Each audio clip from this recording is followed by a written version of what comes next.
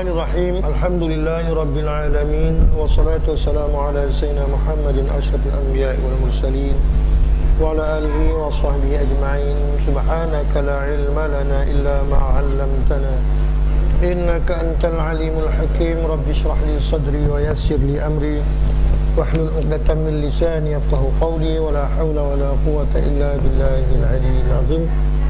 Qala al-musannif rahimahullahu ta'ala wa nafa'ana bi'ulumi amin.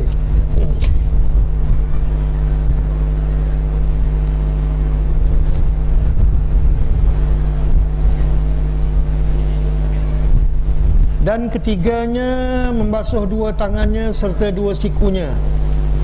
Itu ya. Malam ini kita masih lagi dalam bab wuduk ni ya, bab wuduk. Rukun wuduk yang ketiga membasuh dua tangannya serta dua sikunya. Dan jika tiada dua sikunya diiktibarkan qadar keduanya.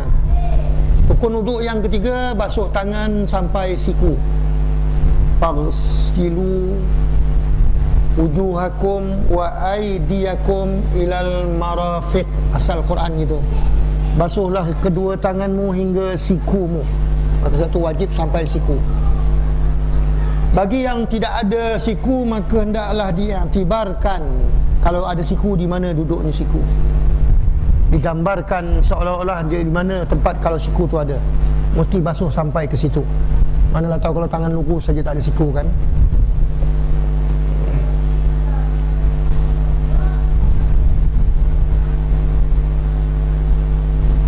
Dan wajib membasuh barang yang di atas dua tangannya daripada bulu dan jika lebat sekalipun, zahir dan batin.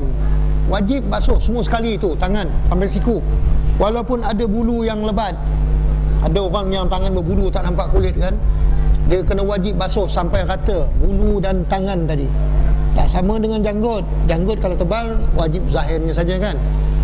Tapi kalau tangan bulunya lebat, bulu pun wajib basah. Tak, kulit tangan pun wajib basah. Air kena lalu semua.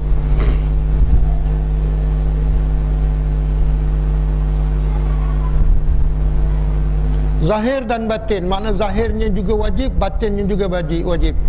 Dan daging yang tumbuh padanya. Kalau ada daging-daging tumbuh dekat tangan juga wajib dibasuh. Dan jari-jari yang lebih dan segala kukunya. Begitu juga kalau ada jari lebih. Ada orang yang jari lebih kan, juga kuku. Dan wajib menghilangkan barang yang di bawahnya. Wajib menghilangkan apa yang ada di bawah kuku. Nya tadi kembali kepada kuku. Daripada cemar-cemar yang menegah sampai air ke bawahnya. Jadi apa yang di bawah kuku ni yang menyebabkan air tak sampai ke anggota yang zahir tu, wajib dihilangkan dia. Sebab itu kalau kuku hitam kan, kena buang yang hitam tu. Kerana ada yang hitam tu air tak boleh sampai celah kuku ni. Celah kuku itu zahir. Yang batin yang di bawah kuku. Kepala itu kan zahir. Jadi kalau ada hitam ni, hitam tu menghalang air tak sampai. Maka sebab itu kalau mandikan mayit, itu kena perhati lebih dulu. Kadang-kadang ada orang sakit dah berminggu kan, tangannya kuku panjang. Tak, orang tak perhati, tak tahu hitam bawah tu, tu kena buang tu. Yang hitamnya kena buang, bukan kukunya. Kuku itu dimaafkan. Orang kerja kebun getah, ada getah-getah pun dimaafkan. Orang kerja meniaga ikan, sisik-sisik ikan tu pun dimaafkan. Bukan biar banyak, dah tak boleh buang lagi, selalu ada. Kan orang meniaga ikan kan, sisik ikan kembung lalu menyebabkan air tak boleh sampai, itu dimaafkan. Syaratnya memang dia orang itu kerja dia. Pemen itu kerja dia dititam celah kuku kan. Orang kebun getah juga kedah getah merecik dekat badan-badan dia kan. Itu dimaafkan.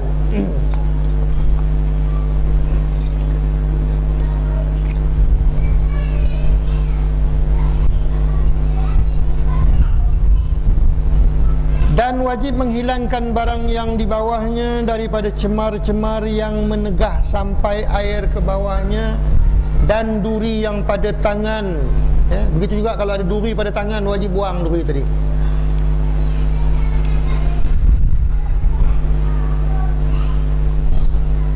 Dan tiada wajib menghilangkan keruping kudis. Kudis yang dah baik tu, dia punya keruping tu, itu tak wajib buang, sebab dia bukan benda asing. Keruping kudis tu memang kulit kita yang dah mati kan, dah baik. Yang ni tadi benda asing tu, sebab tu dia kena buang. Jika mudah menghilangkan sekalipun, dan berlakulah segala hukum ini pada segala anggota wuduk. Hukum yang macam kita baca ini semua anggota wuduk.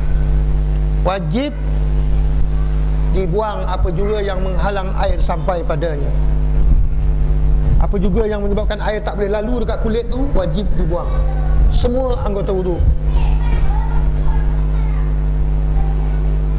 Muka, tangan, kepala tak payahlah, sebab kepala kita wajib menyambut.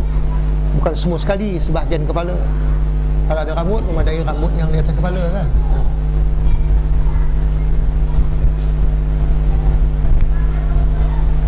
Habis basuh tangan habis. Dan keempatnya, menyapu satu juzuk daripada kulit kepalanya. Satu juzuk, satu bahagian, bukan 1/4. Asal ada sebahagian kepala yang disapu, bukan makna basuh. Apa beza sapu dengan basuh? Arab kata masaha tu sapu. Kalau ghusla basuh, masaha tu sapu. Pamsahu, hendaklah sapu. Parsilu, hendaklah basuh. Kan?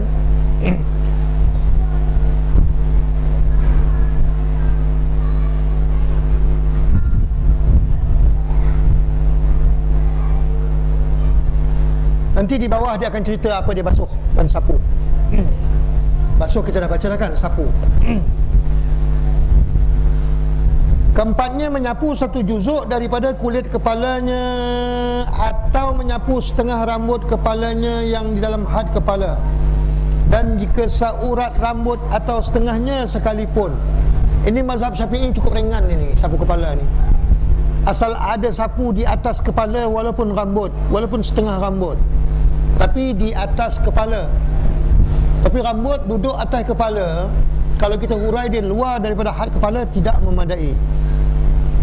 Seorang perempuan yang rambutnya panjang kan, bila disanggul rambut tu letak atas kepala, dia sapu atas sanggulnya tak sah. Sebab bila kita hurai, sanggul dah luar daripada had kepala. Jadi dia bukan menyapu kepala, dia sapu rambut. Yang ini kita sapu kepala walaupun rambut, tapi kerana rambut itu dia dalam kawasan kepala, dikira menyapu kepala.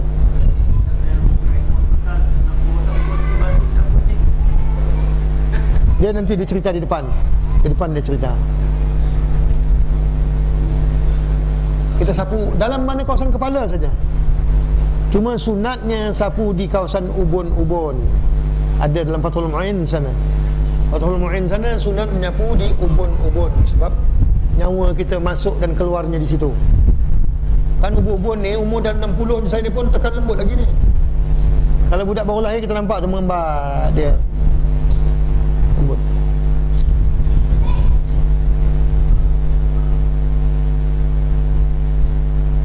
Dan tiada memadai menyapu atas rambut yang disanggul sekira-kira jika ditarikkan dia keluar daripada had kepala, dan memadai pada menyapu kepala barang mana pihak ada ia. Kan? Mana-mana pihak kepala boleh sapu.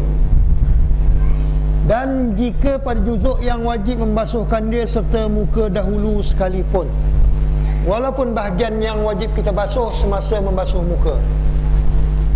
Masa kita basuh muka, kita wajib basuh kepala. Kalau tidak, tak habis muka kan. Maknanya ni yang tumbuh rambut dekat dahi tu, kalau kita sapu situ pun memadai, sebab dia adalah kepala, bukan muka. Kita basuh muka tu sebab basuh dia nak bagi habisnya muka terbasuh. Walaupun di situ memadai, tapi sunatnya menyapu ubun-ubun.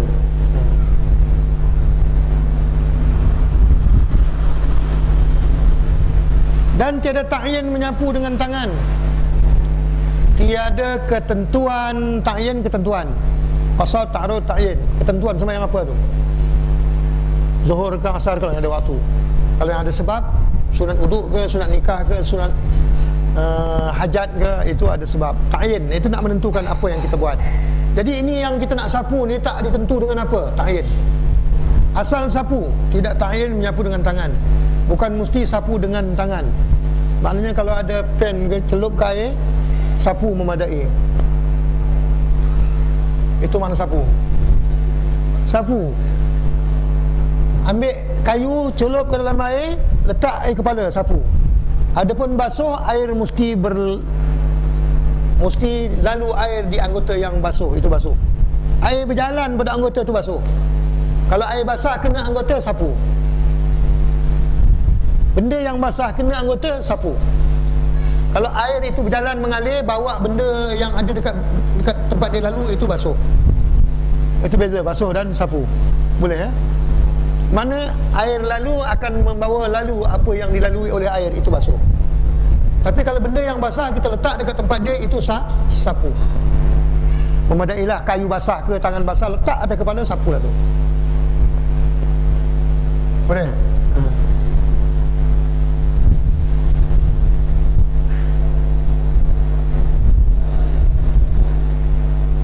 Dan jika disapu dengan kayu atau umpamanya, memadalah ia. Dan jika membasuh kepala atau menghantarkan tangannya yang basah, jika tiada menggerakkan dia sekalipun, memada jua. Maknanya hukum yang wajib menyapu kepala, tapi datang dia pergi basuh, sah ke tak sah? Ni jawab dia. Jika membasuh kepala, satu, ataupun tangannya yang basah diletakkan saja atas kepala dengan ketiadaan menggerakkan dia sekalipun, memadalah ia. Dan jika membasuh kepala atau menghantarkan tangannya yang basah, dan jika tiada menggerakkan dia sekalipun, memada jua. Boleh faham? Boleh ya? Kita dah baca ni, faham senang lah. Yang kelimanya, membasuh dua kakinya serta dua mata kakinya jika tiada memakai muzah. Rukun wuduk yang kelima, basuh kaki sampai buku lali. Orang dulu dia panggil mata kaki. Ini kalau tidak memakai muzah. Muzah atau muzah? Nanti di depan dia cerita. Jika tiada memakai muzah. Dan jika memakai muzah, wajib menyapu muzah atau membasuh kakinya. Tapi kalau dia pakai muzah, salah satu wajib, sama ada nak basuh kaki ataupun nak sapu muzah. Arab kata khuf. Tak ada, dia ni muzah ni sebenarnya bagi orang yang di negeri sejuk, dia menggunakan lapisan dalam kasut. Kalau kita sekarang kita katakan stokin, tapi stokin bukan muzah, dia ni kulit yang bila kita pakai dia, kita boleh bawa berjalan tak sakit telapak kaki. Kalau bawa berjalan sakit telapak kaki, itu bukan muzah, itu stokin. Tak semestinya kulit. PVC boleh, getah pun boleh, tak? Daun pisang pun boleh kalau dah kuat, kita bawa susun banyak-banyak, mana tahu gam kuat, tak? Itu muzah lah tu. Arab kata khuf. Digunakan sebagai sarung kaki untuk lapisan dalam kasut bagi orang Arab. Jadi kulit yang lembut lah. Cara sapu dia habis ke atau oh, dia ada nanti dalam bab dia. Mas'alul khuffain itu, menyapu atas khuf. Ada bab panjang, bukan sikit tu. Karena kita sini jarang pakai khuf, kita tak tahu. Bagi orang yang negeri sejuk, dia memang selalu pakai. Kalau kena 4 bulan musim sejuk tu dia pakai ni. Sebab bila ambil uduk tak payah basuh kaki lagi. Jadi bagi orang yang pakai khuf, dia boleh buat pilih, sama ada nak sapu ataupun nak basuh kaki. Ada syarat-syarat dia nanti. Jadi yang kelima bagi rukun wuduk tadi, membasuh dua kakinya serta dua mata kakinya. Itu bagi orang yang tak pakai muzah. Dan kalau pakai muzah, wajib menyapu muzah atau basuh kaki. Itu kaedah dia. Dan wajib membasuh barang atas keduanya. Jadi kaki ni tadi macam tangan juga, wajib membasuh atas barang keduanya daripada bulu dan lainnya, seperti barang yang tersebut pada membasuh dua tangannya dahulu. Macam mana basuh tangan, macam itulah hukum membasuh kaki. tangan kan, kalau bulu lebat ke apa ke, begitulah kaki. Kalau ada lebih ke daging tumbuh ke apa ke, wajib dibasuh. Kalau ada duri wajib cabut, dan wajib basuh bekas cabutnya. Ya. Dan keenamnya tertib seperti telah terdahulu itu. Rukun yang keenam adalah tertib seperti yang terdahulu. Maknanya kena ikut peraturan tertib kan. Jangan tungging terbalik, itu tertib. Maknanya sesudah yang pertama baru boleh masuk pada yang kedua. Selesai yang kedua barulah masuk pada yang ketiga. Ini tertib. Mesti kerjakan yang pertama dulu baru boleh buat kerja yang kedua. Itu tertib. Maknanya kena basuh muka dahulu baru boleh basuh tangan. Tak boleh basuh tangan dahulu baru basuh muka. Itu maknanya tertib. Kalau basuh tangan dulu baru muka, tidak tertib. Tungging terbalik. Jadi mazhab Syafi'i tertib itu rukun. Yang keenam. Abu Hanifah tak ada. Abu Hanifah dia 4 saja wuduk. Rukun wuduk bagi dia Abu Hanifah 4 saja. Niat pun tak ada. Masing-masing ada hadis. Nabi tak pernah ajar niat dekat orang Badawi. Nabi suruh basuh muka, basuh tangan, sapu kepala, basuh kaki. Dah. Syafi'i pakai hadis yang lain, innamal a'malu binniyat. Dan tak ada tertib, basuh mana dulu pun lebih boleh. Sebab Quran kata fagsilu wujuhakum wa aydiyakum. Basuhlah muka dan tangan. Jadi dia menggunakan waw tu dan waw itu bukan tertib. Kalau dan tertib pa.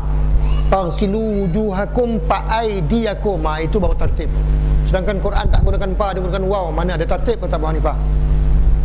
Syafi'i kata Nabi tak pernah tungging terbalik. Setiap kali Nabi ambil wuduk, basuh muka, basuh tangan. Jadi tertib kerana perbuatan Nabi walaupun tak ada hadis. Walaupun Quran tak kata pa, kata waw. Ini khilaf kita jangan pertikai lah. Tak larang nak pertikai, kita tak tahu, kita banyak sangat ilmu dia. Masing-masing ada hujah yang kuat. Sebab kesemuanya adalah betul. Setiap khilaf itu betul, bukan salah sebenarnya. Memang datang dari Allah mengendaki begitu. Amin kuat, amin perlahan, ya tak? Itu semua itu datang dari Allah. Fatihah, bismillah kuat, bismillah perlahan, ya tak? Tak ada kunut, ada tak kunut. Memang begitu kehendak Allah kehendaki. Sebagai rahmat.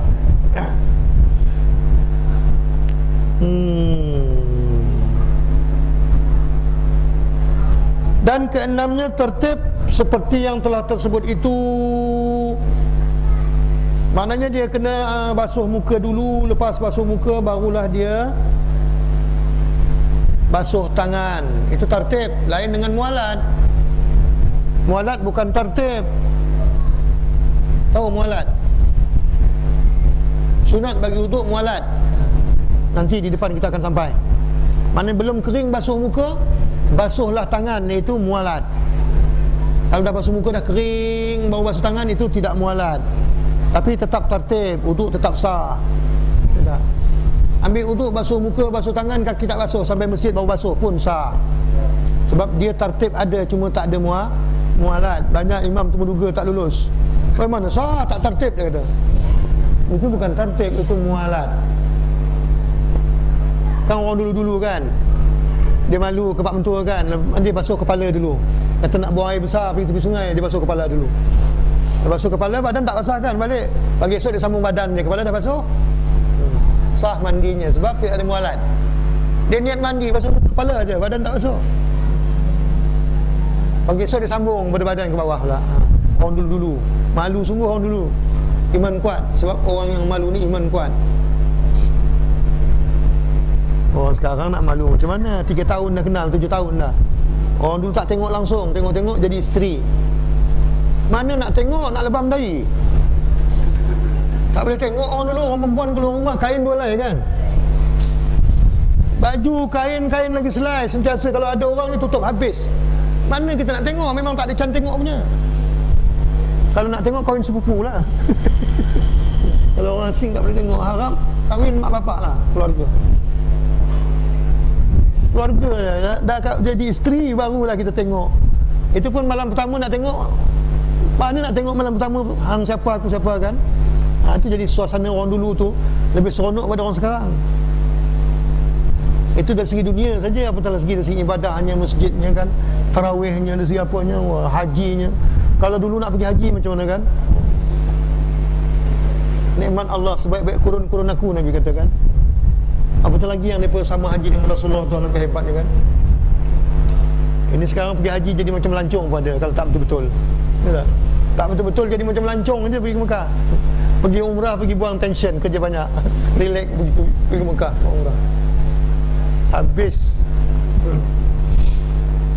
Mana dia pergi?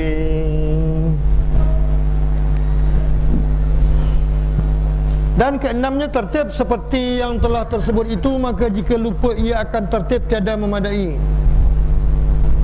Kalau dia tak ingat tertib, tak? Jadi tak memadai, tak boleh. Tiada dibilangkan dengan barang yang jatuh pada lain daripada tempatnya. Maka tiada menafi bahawasanya hasil baginya membasuh muka. Ni tertib ni panjang dia cerita ni. Maknanya kalau dia terlupa tertib, dia tak ingat dia dah basuh tangan ke tidak, tiba-tiba sapu kepala, tak pakai. Sebab dia kena ingat yang dia dah sapu kepala sudah membasuh tangan. Tu dia kena ingat tertib tu.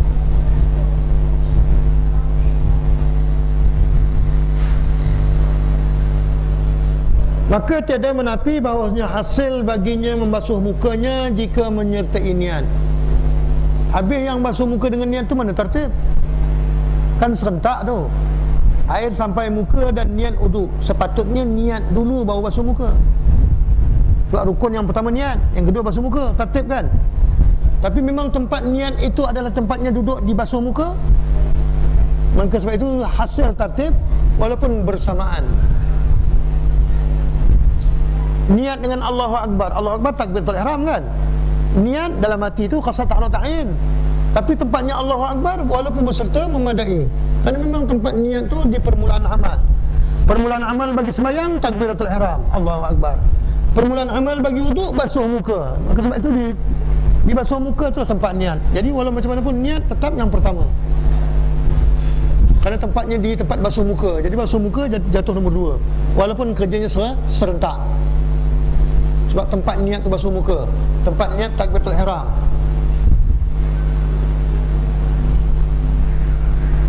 Boleh? Itu tertib.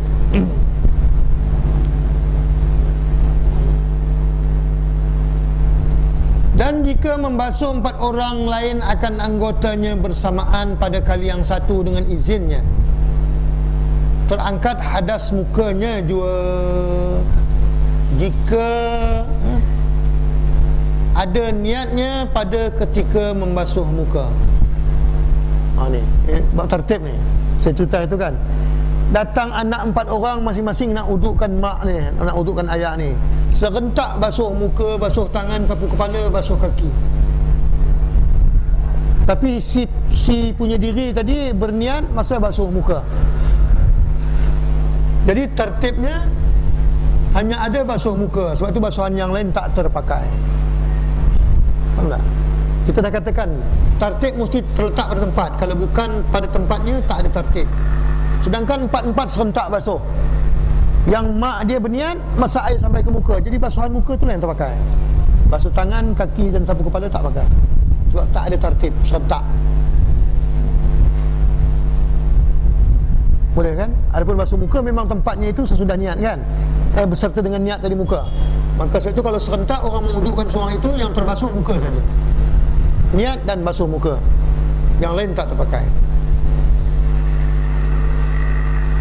Dan jika tenggelam yang berhadas kecil di dalam air serta niat akan wuduk dipadakan jika kalau seorang tenggelam dalam air, dia niat wuduk, ada tertib. Macam basuh muka dengan niat tadilah. Berbeza dengan orang basuh tadi. Orang basuh 4 serentak kan? Kita niat wuduk, yang kita niat air dekat muka. Jadi yang basuhan ni tak terpakai. Yang ini memang kita dah dalam air. Bila kita niat, automatiklah dia mengikut serentak. Seolah-olah macam serentak. Tapi mestilah kita niat masa air di muka. Jadi kerana dah badan kita dalam air, lepas muka tangan, lepas tangan kepala, lepas kepala kaki. Tertib lah tu. Sebab badan kita dah dalam air. Yang ni tadi orang basuh bukan dalam air. Jadi niat yang pakai niat dengan basuh muka je. Sebab basuh muka memang tempatnya pada niat. niat pada basuh muka. Faham tak? Beza dia. Yang ini memang dia dah dalam air, yang saya dah cerita dah minggu sudah maksudnya. Dia dah dalam air, dia niat uduk. Mana ikut lalu, sebab niat muka, lepas muka, tangan memang kita dah dalam air. Lepas tangan, sapu kepala, lepas sapu kepala, kaki. Hasil lah bagi dia tertib. Itu beza. Dia dalam air dengan orang basuh sontak. Orang basuh sontak dia tak boleh ikut sebab ada orang basuh. Ini memang kita dah dalam air. Bila kita on macam kadang zoom, nampak sebentar. Tapi mesti dulu muka, tangan, sapu kepala dan kaki. Kerana peraturan uduk tu macam itu. Kita dah dalam air kan.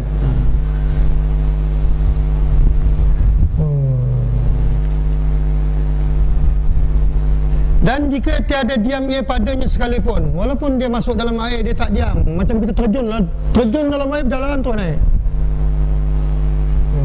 Niat uduk. Kerana hasil tartib pada beberapa lahazah yang sedikit juga. Kerana hasil tartib tadi walaupun detik-detik yang sedikit, lahazah terdetik.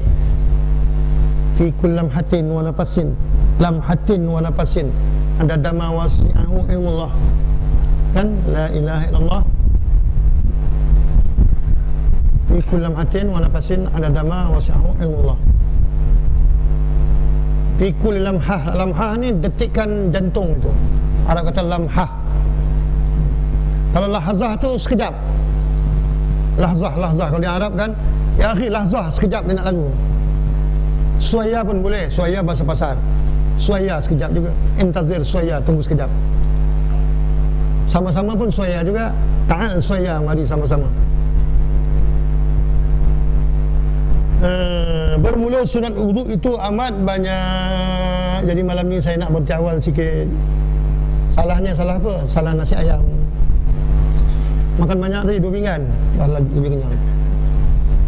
Lama saya tak makan ayam, tengah bulan ada. Dah pergi klinik, dibagi sejarum, okey lah dah elok. Injection sejarum hilang, okey dah. Jadi malam ni kita berhenti di sini setengah jam lah, jadilah. Setengah jam pun bukan sikit, 500. Kalau sejam 1000.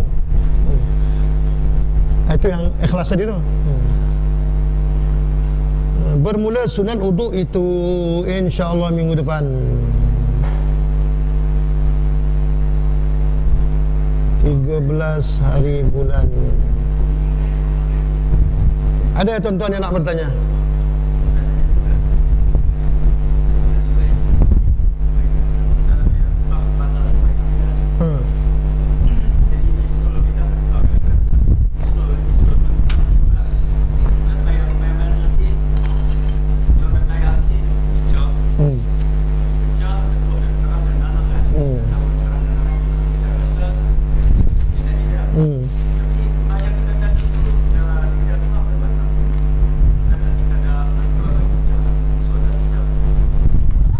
Dimaafkan darah yang sedikit.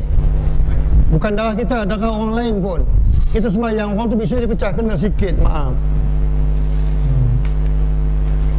Darah yang sedikit.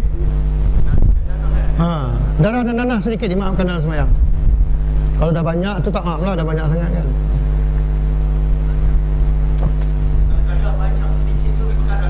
Kadar orang tua dulu kata sikit tu besar dia sekupang lah. Kalau dah besar duit 5 kupang tu kira banyak lah. Dia punya tu. Darah yang sedikit dimaaf. Kecuali darah bisul, darah jerawat, saya lupa tu. Nanti kita akan sampai. Dalam perkara membatalkan sembahyang ada tu.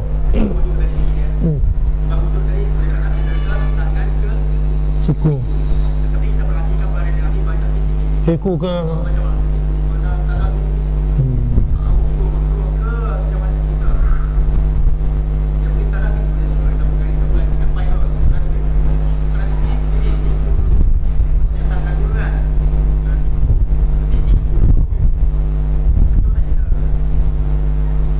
ada dalam Fathul Mu'in sana. Sunat kita basuh tangan dari telapak tangan ke siku. Sunat. Bila bangkang sunat makruh, senang aja. Sunat basuh tangan ke tapak tangan ke siku, begitu tak? Sunat basuh kepala ni ke belakang itu, sunat mazhab kita kan. Dan sunat pula 2-3 kali di ubun-ubun, sekali sapu seluruh kepala. Ha. Tidak dikira dah baru baca tadi. Mana bahagian kepala sekalipun memadai. Tidak dihitung mana juga, mana-mana. Dan tiada takyin sapu sama ada dengan tangan atau lain-lain. Mana nak sapu dengan kayu pun boleh, dengan pensil pun boleh. Pen ada, ambil uduk, ambil pen celup ayak tak kepala madai. Ini amrun ta'abudi mazhab kita. Ini soal kehambaan semata-mata. Sebab itu dia sapu bukan basuh. Kalau basuh tu ada air yang lalu kan. Sama dengan sapu khop tu.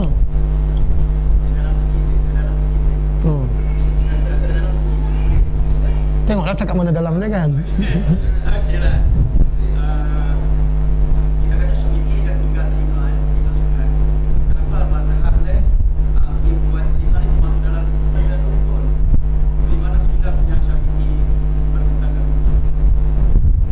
Mana ada saya duk baca kata mazhab lain pun telinga tak ada yang kata rukun. Sapu seluruh kepala, telinga tak masuk. Abu Hanifah pun tak masuk telinga. Dia sapu. Abu Hanifah dia sekali sapu tu dari depan ke belakang dan tolak balik belakang ke depan, dikira sekali. Telinga tu mungkin macam kita basuh muka tersapu kepala. Jadi selagi tak kena ni, tak habis basuh muka. Jadi bagi dia selagi tak habis sapu kepala, tak kena ni, dikira tak habis sapu kepala. Sebab mazhab Abu Hanifah dia kena wajib menyapu sekalian kepalanya. Tanda habis kepala, telinga tersapu. Hak tu jangan salah faham.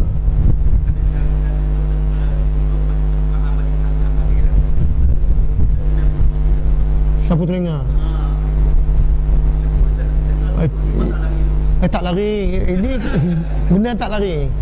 Kalau ada dalam mazhab dia macam itu, ada hukumnya macam itu dan ada hadisnya macam itu. Maknanya bila khilaf ni masing-masing ada hadis sebenarnya. Yang wajib tu dia kata wajib ni hadis dia. Yang kata tak wajib pula ini hadis ni maksudnya begini. Kan? Mesti ada hadis, bukan mana dia orang main dengan pendapat dia sendiri, tidak. Khilaf. Biasanya dia yang menjadikan khilaf itu ayatnya bukan jelas. Tengok mazhab kita sentuh perempuan batal wuduk kan. Mazhab Abu Hanifah tak batal sebab ayatnya la mastum. Cuma kalau ayatnya la mastum tak khilaf. Quran itu aula mastumun nisa. Cuma kalau ayat itu aula mastum tak panjang lamnya tak khilaf. Sebab la masa ini mazhab Syafi'i bersentuh-sentuhan. Abu Hanifah la masa jamaah bersetubuh. Dia tak kata bersentuh, yang batalnya bersentuh sengaja pun tak batal. Yang batalnya mazhab Abu Hanifah la masa mana jamaah. Kamu berkumpul suami isteri. Itulah mazhab Abu Hanifah. Sebab dia ada hadis perbuatan Nabi sentuh Aisyah terus sembahyang. Syafi'i kata la masa tu asal sentuh la masa lah. Asal sentuh batal lah. Itu khilafiah semua macam itu.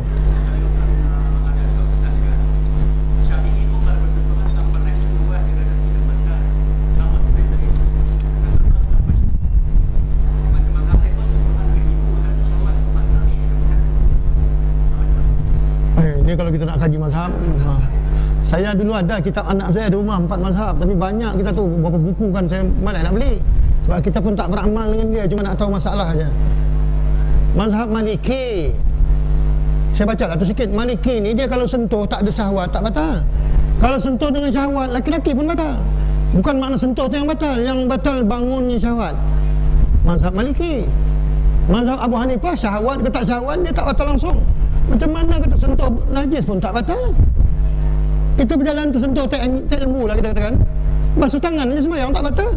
Ini sentuh orang boleh batal. Sebab tu Abu Hanifah tak batal.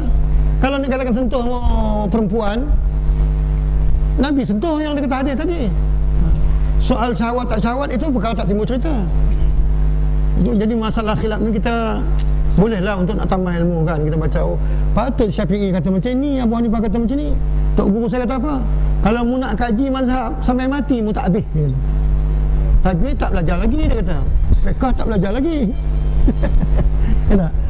Redha tak baca lagi nak baca hak ni sampai mati mu tak habis ni kata. Ni masalah khilafiah ni sampai mati tak habis. Sedangkan kita kena belajar ilmu sabar, tok guru kata kan.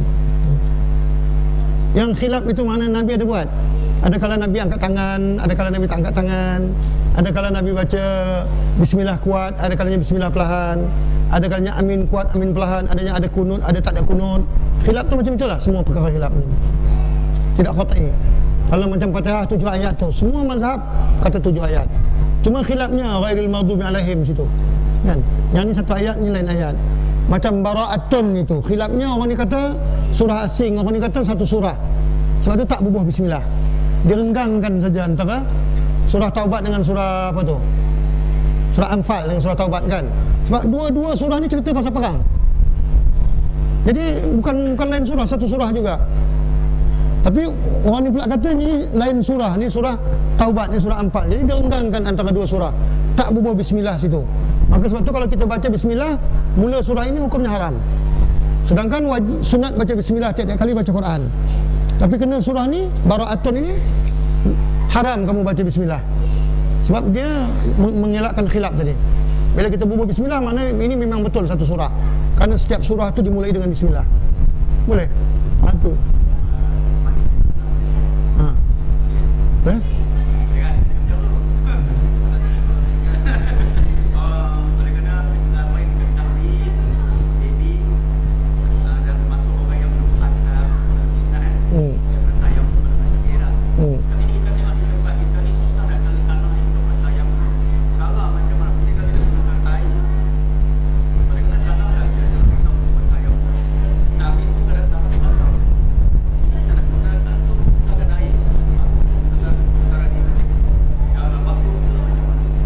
Soal tayamum ini mestilah kena hukum tayamum.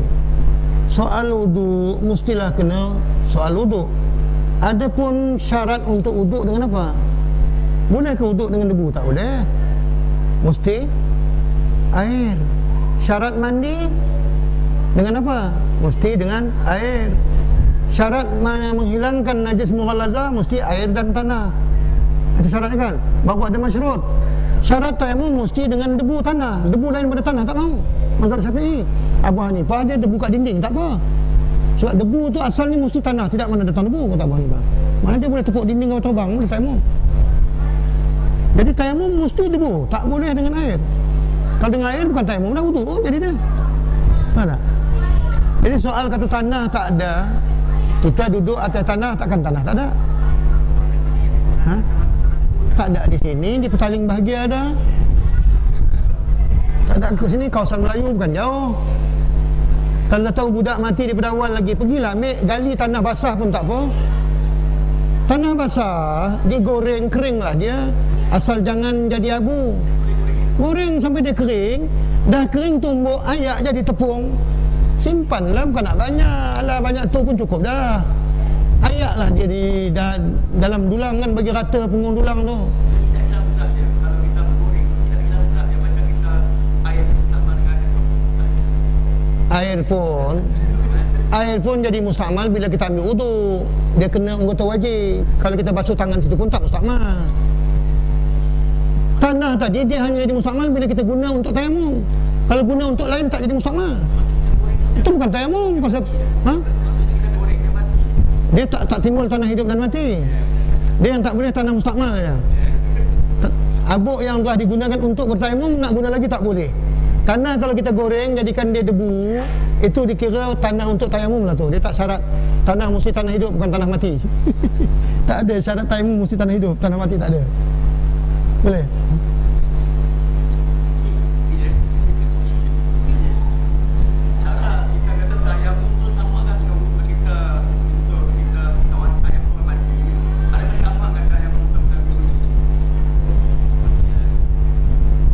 Dah lah, kita dah kata dah sembahyang ni, bila sebut saja sembahyang, apa dia sembahyang?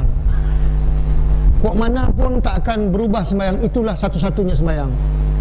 Bila sebut saja wudu, itulah satu-satunya wudu, tak ada 2-3 wudu.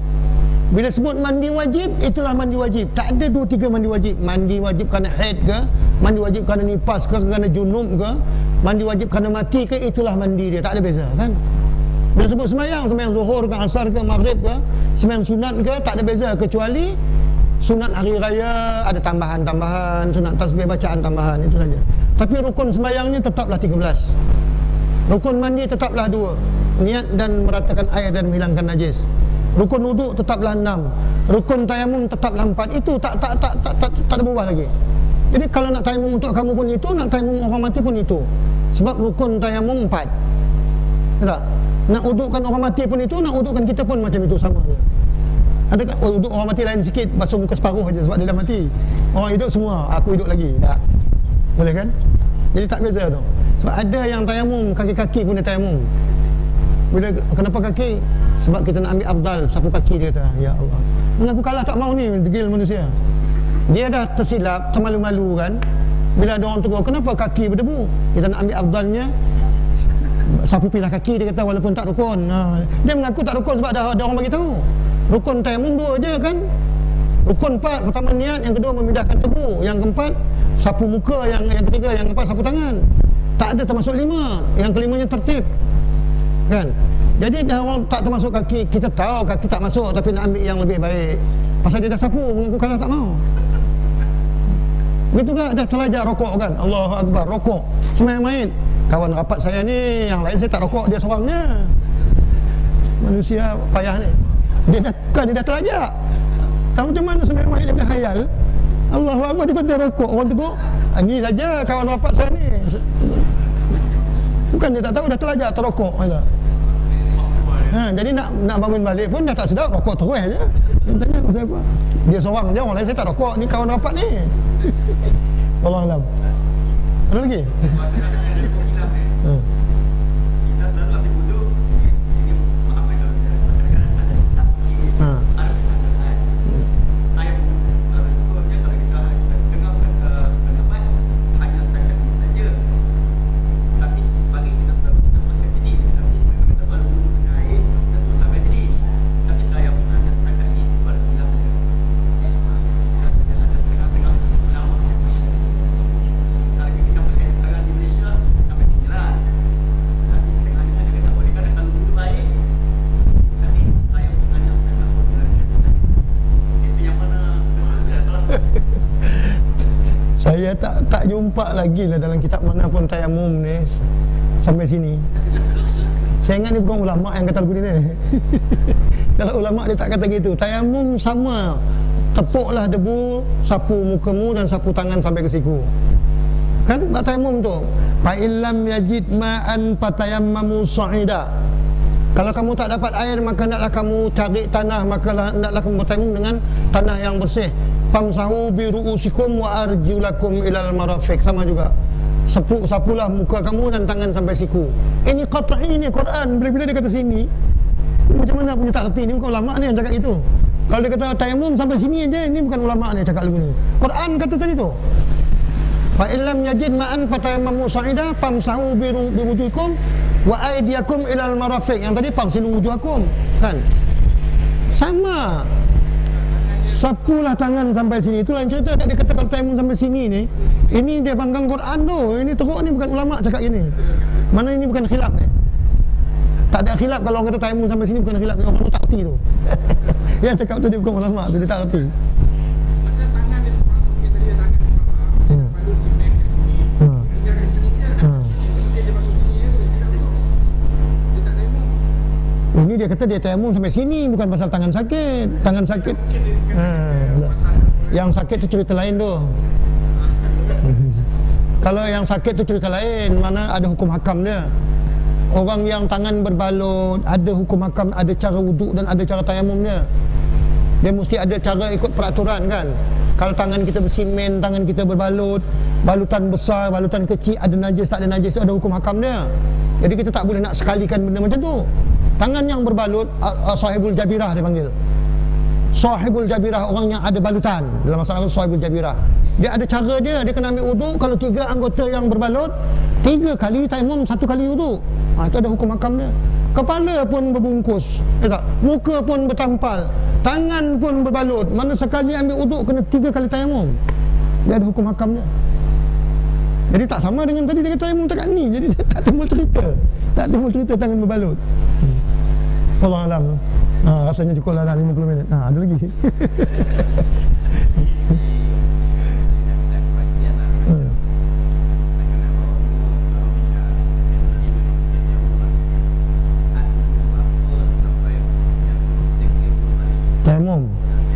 tayamum ini bukan pasal kanak-kanak belum balik. Tayamum ini disebabkan si mati tadi ada membawa najis yang tak dapat nak dihilangkan. Satu. Yang keduanya, kerana najis ini menyebabkan tak boleh disembayangkan. Seorang kanak-kanak perempuan mati, lahir beranak kan, walaupun perempuan, tapi kerana urinya sekali dengan dia masa lahir ke dunia mati, belum sempat potong, maka dalam Islam haram potong tu. Mazhab Syafi'i, bukan mazhab Syafi'i, semua mazhab ni. Sebab orang mati, kuku pun tak boleh buang, rambut pun tak boleh potong, apatah lagi uri. Uri adalah najis. Jadi kan najis yang berhubung dengan kanak-kanak tadi, kalau mengikut mazhab Syafi'i, ini mengikut pendapat Imam Ramli, kanak-kanak yang macam ini tidak boleh disembayangkan, hanya mandi, kapan dan tanam. Tapi Syekh Ibn Hajar, dia selalu berbalah dua, Ramli dengan Ibn Hajar ini.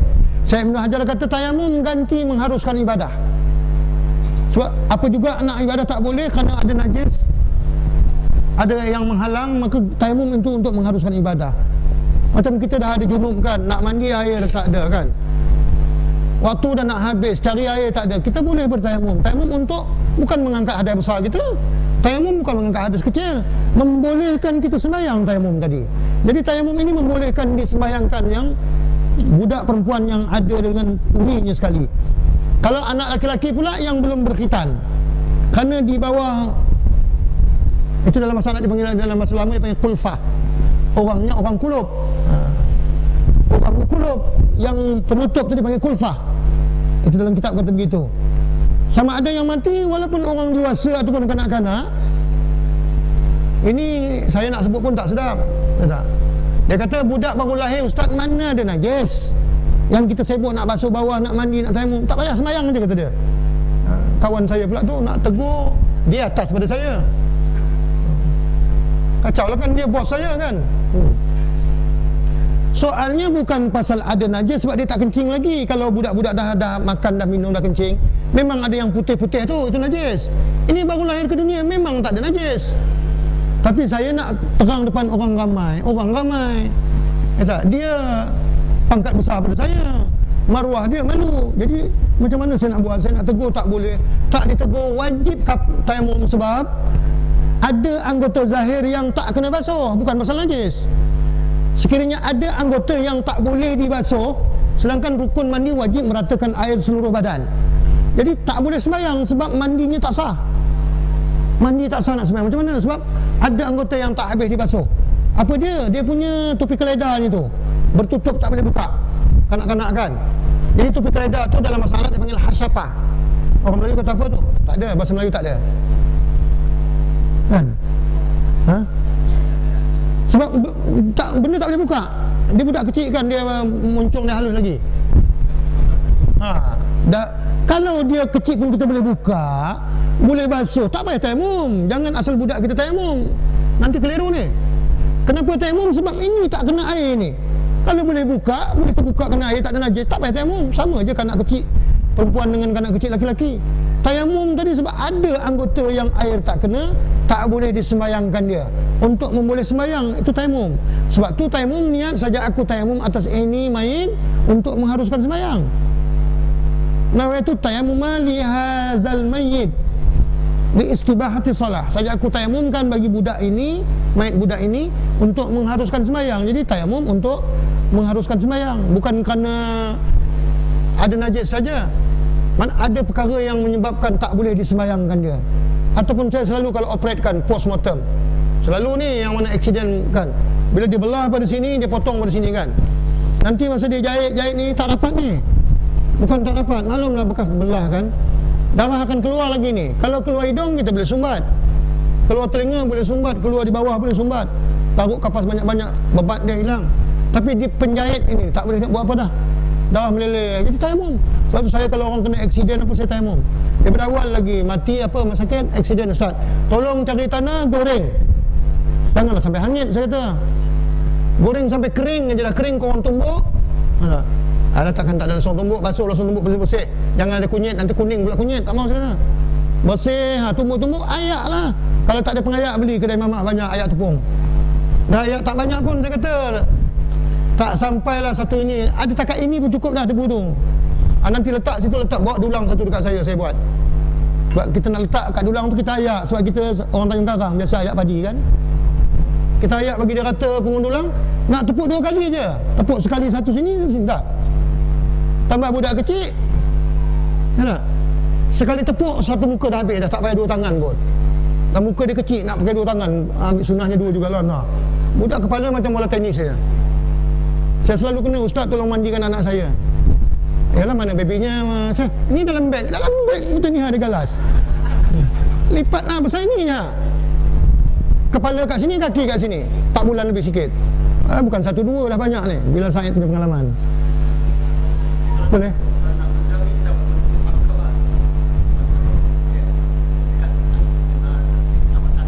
Itu nak bagi kita jangan apa boleh lah. Tapi bila kita dah tepuk dah ada kesan.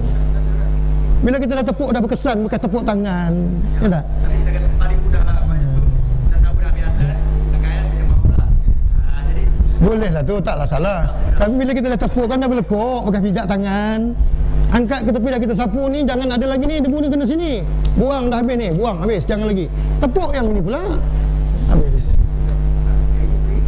Tayammum bukan macam kita wuduk semua air nak rata muka dah. Dan kita lalukan rata tangan sudah lah. Mana celah-celah lekuk ni tak kena, bawah-bawah ni tak kena. Dimaafkan tayammum. Tak sama dengan wuduk. Saya ingat nak berhenti setengah dah jadi sejam juga. Ha? InsyaAllah tak kita sambung minggu depan. Bismillahirrahmanirrahim. Alhamdulillahirrabbilalamin. Wassalatu wassalamu ala sayyidina Muhammadin asyrafil anbiya'i wal mursalin wa ala alihi wa sahbihi ajma'in. Rabbana taqabbal minna innaka antas samiul alim wa tub alaina innaka antat tawwabur rahim. Rabbana atina fid dunya hasanah wa fil akhirati hasanah wa qina adzaban nar. Allahumma aghnina bil ilmi wa zayyinna bil hilmi wa akrimna bit taqwa wa jammilna bil afiyah. Sallallahu ala sayyidina Muhammad wa ala alihi wa sahbihi ajma'in walhamdulillahi rabbil alamin. Taqabbalallahu minkum.